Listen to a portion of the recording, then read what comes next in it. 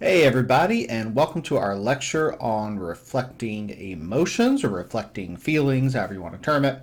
But this is a really critical skill. If you think back to our previous presentations where we talked about kind of the depth of reflection and this idea that there are very intentional ways to help a client develop a deeper sense of self-awareness. And so we can do that around kind of the content of what's happening in their life. We can do it around their thought processes. We can do it around their emotions. We can do it around how they make meaning in the world. But there's different areas that we can very intentionally direct a client to in terms of their awareness to help them develop a holistic understanding of what's happening in their life, and then they are better equipped to make the changes that they want to make. So this is a really critical element of the counseling process, is this level of awareness, which is emotional awareness, that we can help clients develop. So reflecting emotions is one of the key ways to do that, to help a client develop that emotional awareness. All right. So why do we reflect feeling? The top bullet point is kind of what I was just talking about. It's we are really trying to help a client develop, as much as we can help them, a holistic self-awareness, meaning if someone understands what's happening in their life, the content, if they understand how they think about something, if they understand how they feel about something, and then they understand, how they are making sense of it, right? How they're ascribing meaning to an experience in their life. If they have that kind of holistic awareness, they are going to be much better equipped to figure out which part of their experience they want to begin changing, right? Because you can.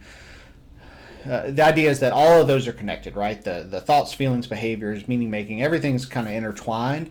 But in the counseling process, we're picking very specific pieces to try to help the client change, knowing that because they're intertwined, everything else is going to change. So if we change thought processes, the idea is that feelings and behaviors and meaning making will change along with it. Same with emotions. If we're able to accept emotions, if we're able to understand them, if we're able to tolerate them, if we're able to change them to different emotions, then that's going to have this kind of ripple effect for everything else. So that's why this idea of a holistic understanding, holistic self-awareness, is really helpful in the counseling process.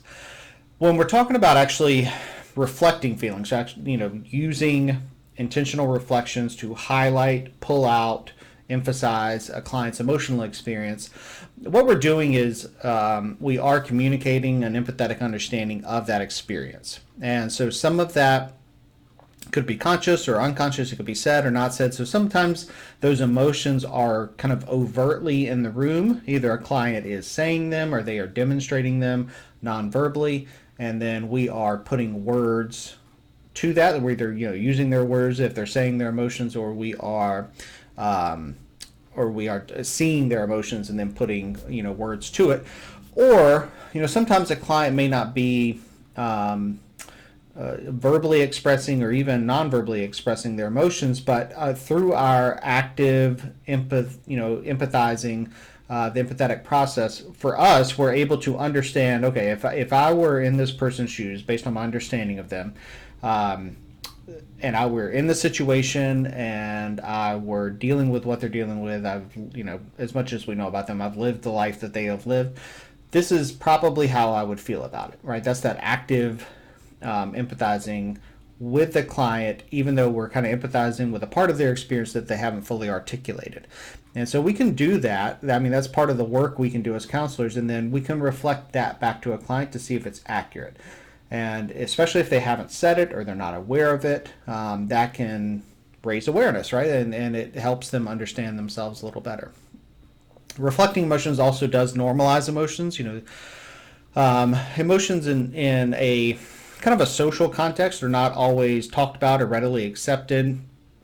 I think in particular, I think about professional settings. A lot of times they're kind of like shied away from. I remember one of my first faculty job, not here at the University of Lynchburg, But I remember being in a meeting where a administrator was talking to a faculty member and was very explicit, like you're being too emotional in here in this meeting.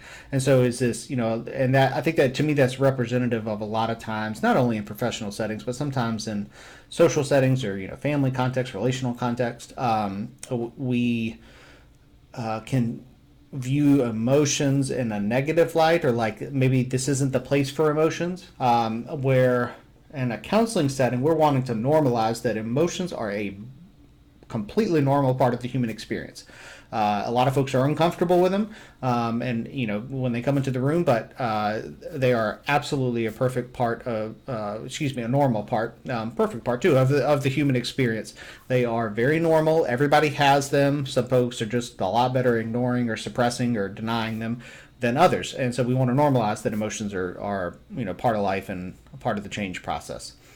And it does deepen the therapeutic relationship. If you're able to connect with a client at an emotional level, it's different than connecting with a client at a strictly cognitive level. Like we're understanding how they think, and connecting with them, empathizing effectively around that is different than empathizing with someone's emotional experience. And so that it does add a depth to the relationship that's not there if we're not connecting on that emotional level. All right.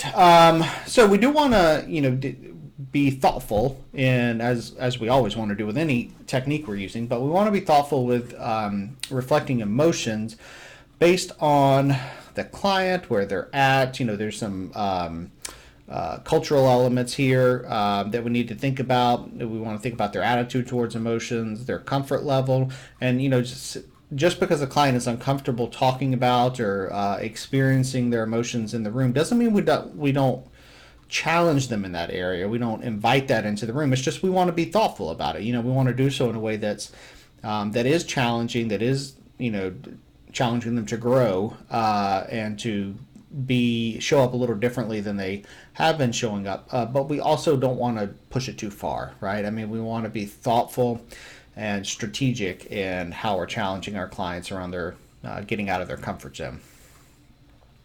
There's on the right side of this slide, there's some kind of broader cultural influences. Emotional males are weak, so this is just kind of a gender stereotype that guys who are expressing emotion other than anger, because anger is an acceptable emotion typically for men, that if they are expressing other emotions besides that, so love, connection, sadness, joy, whatever it is, that it is a sign of weakness. Obviously, that's incorrect, but that's just this kind of social norm, social projection that still exists today. When females become emotional, again, this is kind of gender stereotyping. There's a stereotype that females can be experienced as aggressive, so emotionally aggressive. So if there's intense emotion in the room coming from a female, it can be experienced as they are being aggressive towards whoever is in the room. So like that example I gave, I think on the last slide about the being in that meeting, and the administrator was like, "You're becoming too emotional in here." I do think it was one. I think it was just uncomfortable. Didn't know what to do with it. But I do think it was an experience of like, this is intense and it's coming at me, and that feels aggressive, right? I think that's probably at least part of what he was experiencing. So there is this kind of stereotype associated with both males and females. And then there's context where emotion is acceptable and unacceptable. Again, that same example, like the workplace has no room for emotion. So for whatever reason, we've culturally and socially decided that the workplace is a non-emotional place. It's a rational, cognitively driven area of life, and that emotions don't come into the room. Obviously, that's ridiculous, right? I mean, because it's not like you turn your emotional life off when you go into work, and work actually plays a big part in your emotional life. But it is, socially speaking, there are acceptable and unacceptable places to talk about, discuss, display, express emotions, and so we should think about that in terms of our clients' experience. And obviously, we want the counseling relationship to be a place where emotions can be freely discussed, expressed, and all of that. So it's important to recognize those kind of broader factors around where emotions fit into life in all these different contexts. That last bullet point is kind of what I just said. All of these things are going to play into how a client naturally brings emotion into the work and how they respond if we are bringing the emotion into the work as a way to kind of highlight and develop self-awareness for the client. So emotional hunches. I found this to be true just anecdotally in my experience. There's also research that has found this, which is that there are a good number of clients who are just emotionally unaware, or they have trouble articulating their emotional experience. So, and those are two different things. The awareness piece is like they just haven't paid that much attention. They haven't focused their energies into understanding, developing an awareness of their emotional experience in life. So that would be the kind of the unaware side of things. That having difficulty articulating is, I think, even more common, which is like they know how they feel, but they have trouble putting words to it, right? Emotions are can be very difficult to vocalize, to describe accurately. Most of us generally don't develop a robust emotional vocabulary as part of our just everyday lives. And so it can be really helpful for us as counselors to be adept at explaining, empathizing, describing, articulating, having the vocabulary for emotional expression can be really helpful. So that that's something we can bring into the relationship that the client might not have, that will help them develop their awareness. So, definitely look for cues to recognize and reflect emotions. Again, the ones that are not being said but being expressed, or the ones that we are honing in on just by empathizing with the client. Want to definitely do a good bit of that in terms of trying to understand their emotional experience even when it's not being talked about or expressed in the session. And it's okay to be wrong. That part about actively empathizing with the client's emotional experience even when it's not being said or expressed in the room, there's a level of risk in that we may not be accurately understanding the client's experience. That's okay. So we can reflect an emotion and a client can say, nope, that's not it. And that's fine, because what that does is it gets them thinking about, inevitably, what they end up doing is they think, okay, well, if it's not that, what is it, right? I mean, so we are still developing an emotional awareness with the client, even if our active empathizing with them is not 100% accurate. Now, obviously, we don't want to be wrong all the time, right? Then we're off track with creating effectively communicating an empathetic understanding of the client. Because obviously, if we're like everything we reflect is off base, then we're not fully understanding where the client is coming from. But that being said, occasionally, you're gonna have a reflection that's off, and that's okay. It normally is not a hindrance to the relationship. It normally is not a hiccup in the session. It's just you just roll with it and figure out what a client's actually feeling. So just know that you will have some reflections that are off base, and that is okay. All right, so how do we actually do it? What are the mechanics of reflecting emotion look like? So there is both an identification part of it. So that is just figuring out what it is. What is the emotion? So we can use nonverbals as kind of cues to what the emotional experience is. We can use that active empathizing process. But this is just all right, I need to pinpoint what the emotion is. That's the first part. The second part is figuring out how to talk about it, right? The communication part. So it's putting the emotion into words. To do this, we need to develop a decently solid emotional vocabulary, and we need to be able to, I think that maybe the next slide or the slide after that is this emotion wheel, but we need to be able to identify both what the emotion is, but what is an appropriate intensity of that emotion to reflect back to the client. And so if you take something like sadness, right, you could say you're feeling sad or you're sad.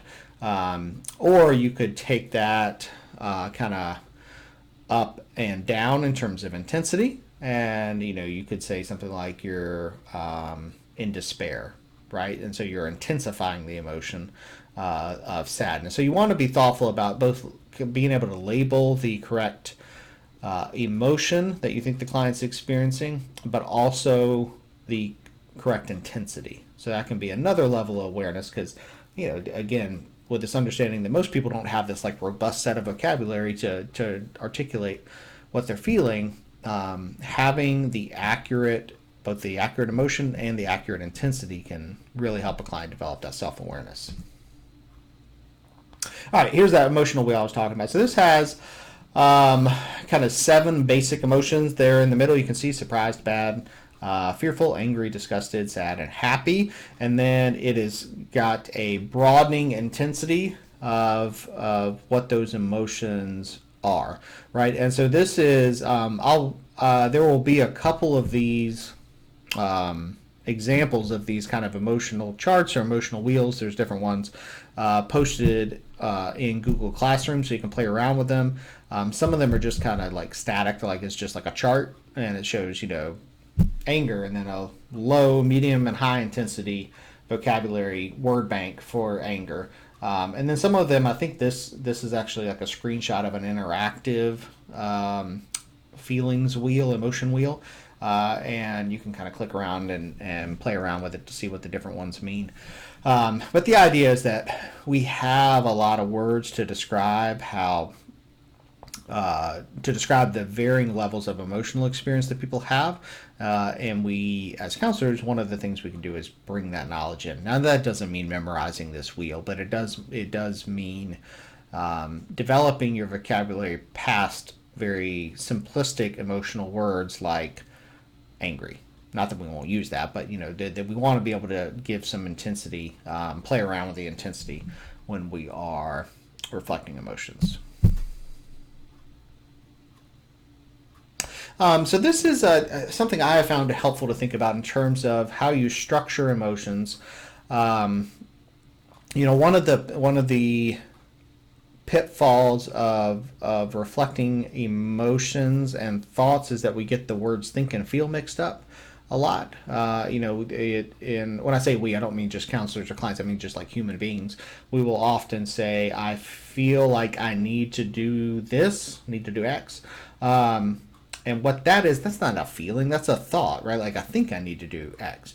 And so we want to be, as we're helping a client develop these different levels of self-awareness, we want to be intentional about accurately reflecting what we want the client to reflect on. So if we want them to reflect on a thought process, let's reflect very intentionally that it's a thought process. If we want to reflect on an emotion, let's be very intentional about reflecting emotion. So this is how we've kind of the mechanics of reflecting emotions. And you can do it a couple ways, right? If I think about it as the head and the heart, right?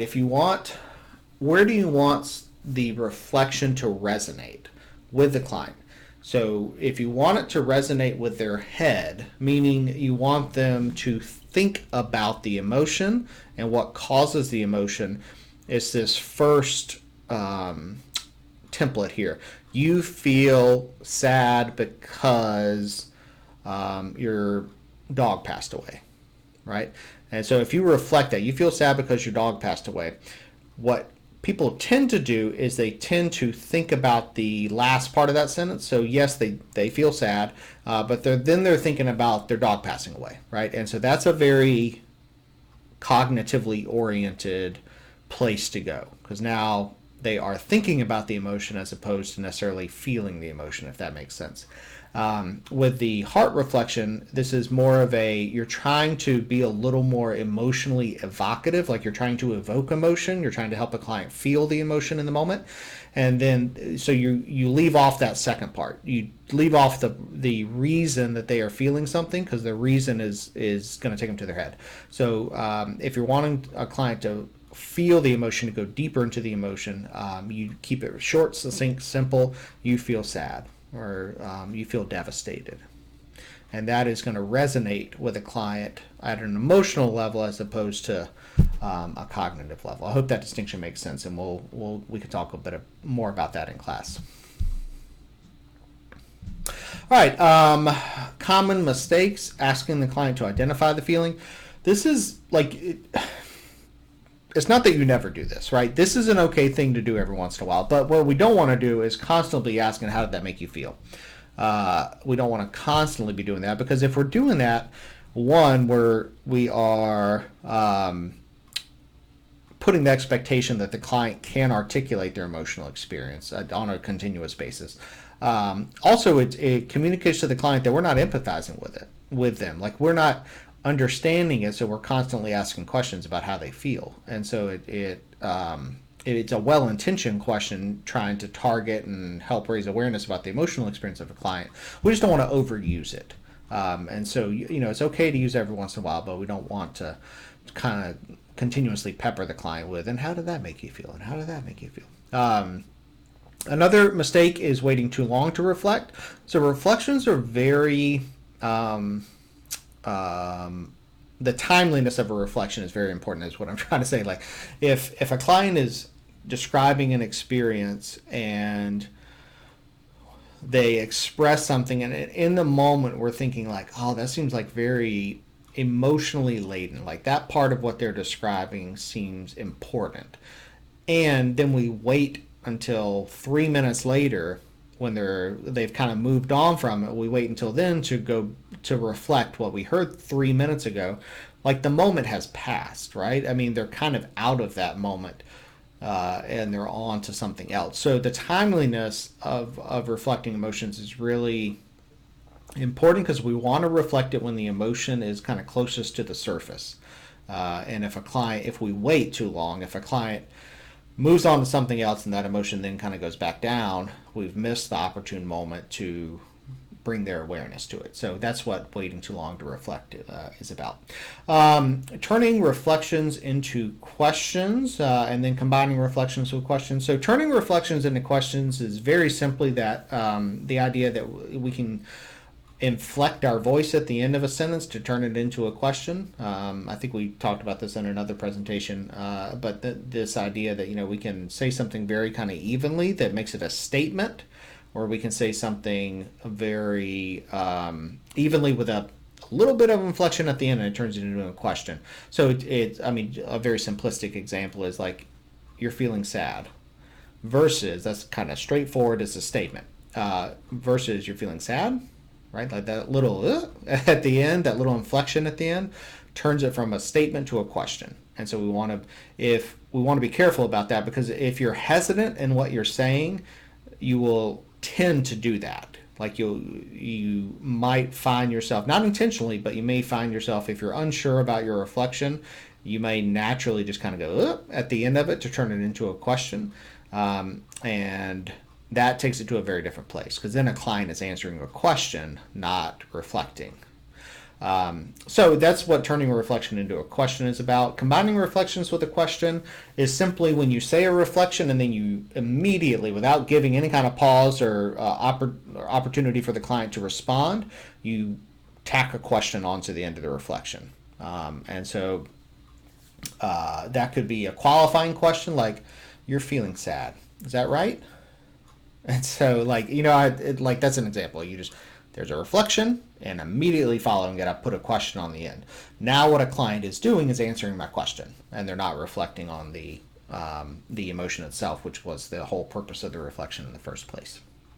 Focusing in the wrong direction. So, this is like, if a client is in a place where they are either verbalizing or talking about emotion, we can go in the wrong direction in a few ways. One, we can take them to a very different level of understanding, meaning if they're in an emotional place and we intentionally reflect or ask a question that takes them into the cognitive realm of understanding, that can be unhelpful, right? I mean, we're kind of inadvertently communicating like, I'm not going to work with your emotions right now. And so that's that's one example of taking it in the wrong direction. Another example, and I've seen this happen quite a few times, is where like a distressing emotion comes into the room, and the counselor tries to reframe it as like they try to help the client get to a better emotional place in the moment, and not just sit in what they're actually experiencing. And so they may reflect. You may or ask a question about is there anything good that's come out of the situation? Like a client's in a tough spot, and then you're like, let's think about the silver lining here, right? Like, and it's a misguided attempt to make the client feel better. But what it does is it changes the trajectory of a client's experience, and they're no longer in that tough emotional place where they can develop an understanding.